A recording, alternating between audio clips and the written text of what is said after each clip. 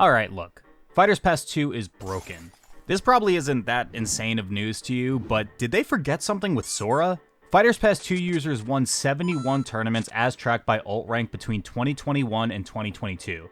As for Sora, he won 1. That was by Zackray, and he's a pit main now. This is what we paid $5.99 for? What's wrong with you? We want our money back. Since then, Sora's biggest moment at a premier level tournament was a meme, the Confetti Incident at SmashCon, where Maister did the unthinkable and won a single game with Sora in grand finals. At Battle of BC5 though, that all changed. Today, we'll take you through the unthinkable losers run by Fighters Pass 2's forgotten member, and the player we all should have known would take him to these heights. There have certainly been longer losers runs than what Kameme pulled off this past weekend at Battle of BC5. But few can match the sheer quality of players that he took down en route to 4th place, his best finish at a premiere since he took 3rd place at Let's Make Big Moves in 2020.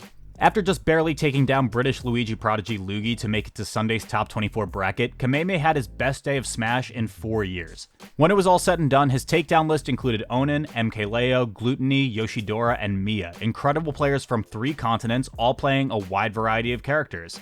And here was Kameme, doing it with Fighters Pass 2's forgotten child. Let's talk about Sora. The character isn't bad by any means. He's ranked 31st on the community's first official tier list published earlier this year. The results pretty much agree with that.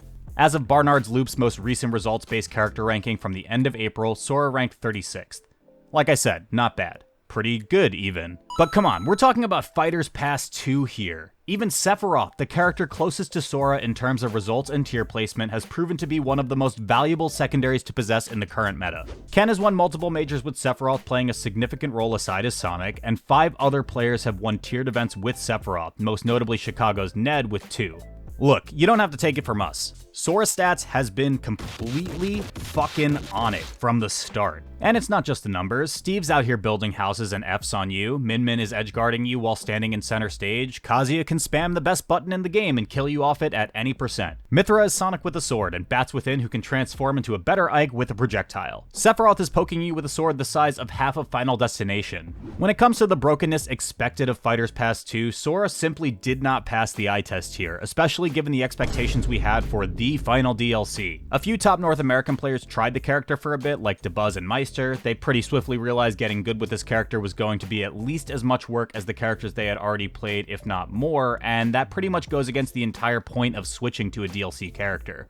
As a result, Sora's appearances at the top level have been pretty much limited to Japanese players. There was Zackray's Kagura B5 run, of course. Komura Kiri, a legendary Smash 4 cloud, also returned for a few solid runs with Sora. And then there was the player who was built to turn this character into a tournament force.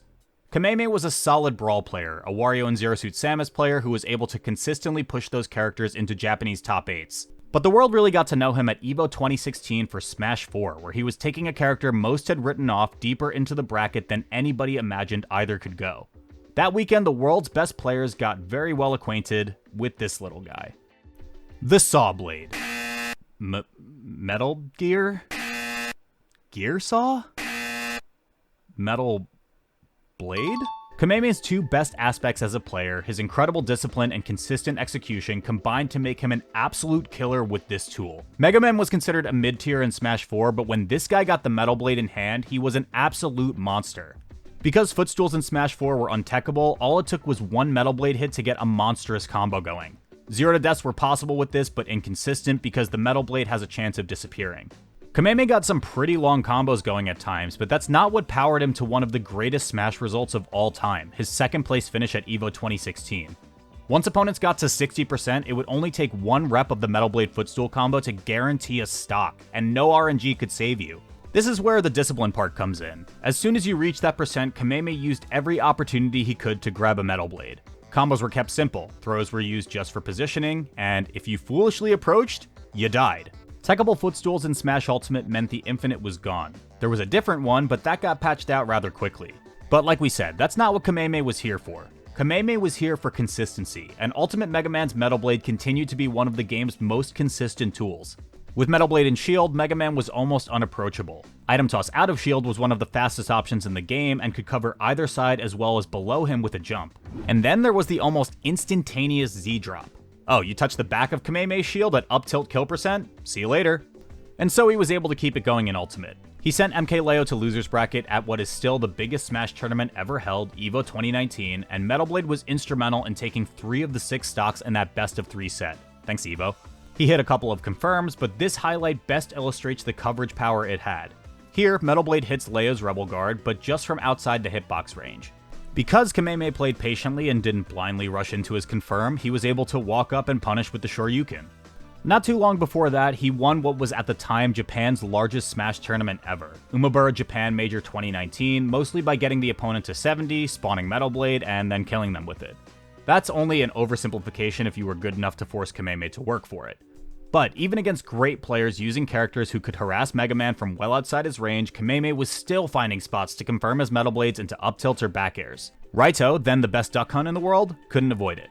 Proto Banham, still the best Lucina in the world? No way. But Walt, I can hear you asking, I thought this video was about Sora. Does anybody even play Mega Man anymore? Well, Kameme still does every now and again. He needed him just to get into Day 2 against Luigi. But Mega Man has fallen off in the post-lockdown meta. He'll pop off occasionally as Peanut did at Riptide, taking second last year, but he's been power crept by Fighters Pass 2.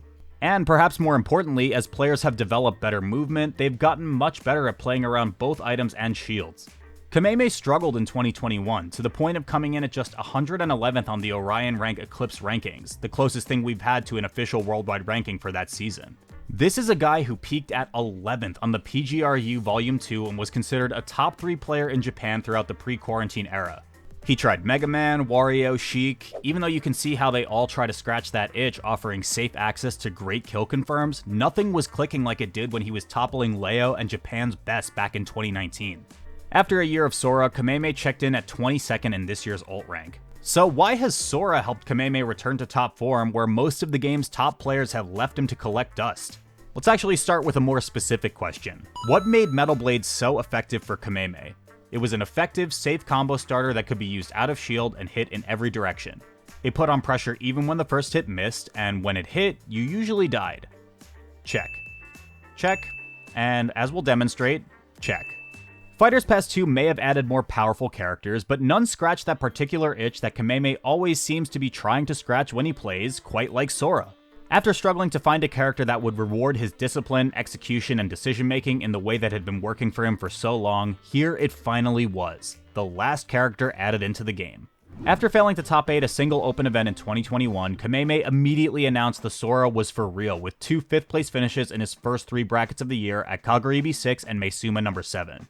Then, he proved it in the West, taking 2nd place at Glitch Regen after Nair Nair up-smashing just about the entire East Coast as well as the Dominican Republic in a stellar 6-set losers run. Glitch Regen was an A tier, decently attended, but many of the best players in the world, most notably MKLeo and Spargo, were absent. Kameme had a strong run at Genesis 9, finishing 17th, losing to Light and Ouch. At Kaguribi 10, he had the horrific luck of drawing Bracket Demon Shootone and losers for 33rd, but thankfully he wouldn't have to wait long for another crack on the big stage. How do you take down 5 top players of 5 incredibly different characters all in a row? Well, first off, you play a game of Mii Brawler, get the cheesiest down throw kill of your life, and have your opponent SD while you're over 150% on your last stock. That definitely helps, but mostly you play an incredibly consistent game plan and you execute it to perfection. Just like when his Mega Man was in top form, the second you whiffed in Kameme's space at kill percent, it was over. Kameme won 14 games with Sora in this 5-set losing streak. Here are the 42 KOs he took over those games represented graphically. The teal bars represent the damage Kameme's opponent took during the death combo.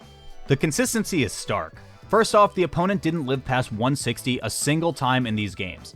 While that may not sound like much as a floaty character whose options to kill off stray hits are slower moves like back air, up air, or smash attacks, it is not easy to chase people down once percent piles up. So you need a reliable option once players get to 100%, which is exactly what Kameme had.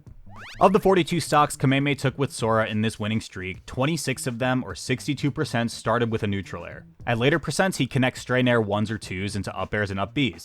Around 100% or earlier against Game & Watch's frail frame, nair nair up smash came into play, a confirm that was responsible for 12 stocks or 29% on its own.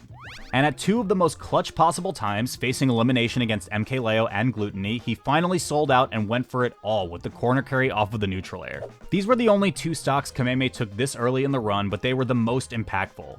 Yeah, there were jokes about Leo dropping his controller during this combo, but you can see him attempt to do something just before the final fair 1-2-3 hits him, most likely an attempt at a fast fall and a neutral air dodge. It's difficult enough to be ready for that kind of thing under normal circumstances, but against a guy who spent not just the whole set, but his whole freaking life playing safe and waiting for the mid to late % kill confirm, why would you ever expect this in a million years?